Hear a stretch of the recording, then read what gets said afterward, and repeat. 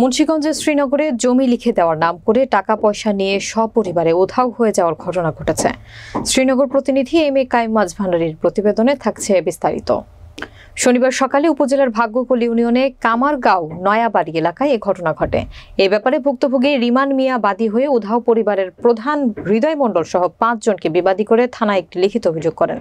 অভিযোগ সূত্রে জানা যায়, গত 8 মাস পূর্বে কামারগাঁও নয়াবাড়ি এলাকার শরৎ মণ্ডলের ছেলে হৃদয় মণ্ডল তার বসতবাড়ির 7% জমি প্রতিবেশী রিমান মিয়াকে লিখে দিবে বলে তাকে ব্ল্যাক চেক প্রদানের মাধ্যমে তার কাছ থেকে নগদ 5.5 লক্ষ টাকা নেন এবং একই সময় এলাকার দুর্গা রানীর কাছ থেকে এই কথা বলে নগদ 1 লক্ষ টাকা ও দুর্গা রানী সহ রাশিদা বেগম ও হাসিনা বেগমদেরকে বিভিন্ন এনজিও অফিসে জিম্মা বানিয়ে 10 লক্ষ টাকা উত্তোলন করে রিমান মিয়া এবং দুর্গা রানীকে জমি লিখে না দিয়ে টাকা পয়সা নিয়ে হৃদয় মণ্ডল তার স্ত্রী প্রতিমা রানী, ছেলে প্রান্ত ও মেয়ে প্রিয়াঙ্কাকে নিয়ে ঘর দরজা তালা বন্ধ রেখে সপরিবার এলাকা থেকে উধাও হয়ে যায়।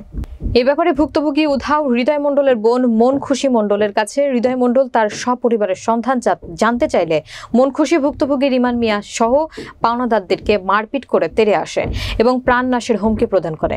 অভিযোগ তদন্তকারী অফিসার শ্রীনগর থানার এসআই সালমান বলেন, এ ব্যাপারে অভিযোগ পেয়েছি, তদন্ত করে আইনানুগ ব্যবস্থা গ্রহণ করা হবে। ঠিক আছে, আমার পাশেই বাসা, আমার থেকে হৃদয় এখানে এই জায়গা দিবে বলে আমার থেকে 5,40,000 টাকা নিছে এবং 2টা ব্যালেন্স চেক দিছে, চেকও ভুয়া দিছে এবং টাকা নিয়ে পলাইছে। আমি একা না, আর অনেক মানুষ আছে, অনেক মানুষের থেকে টাকা নিছে।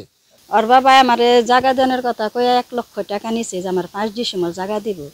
তো 1 লক্ষ টাকা নিয়ে হন আমার জায়গা লিখে দেওয়ার কথা কে শ্রীনগর গেছে, হন দেখে কাগজপত্র হ্যাগো কিছুই নেই, কে জায়গা লিসেরও না, ওখানে আমার জায়গা লিখে দেওয়ারে না, টাকাও দেওয়া পারে না। ওই টাকা নিচ্ছে পোলা বা বাইরে পাঠাইব 3 লাখ।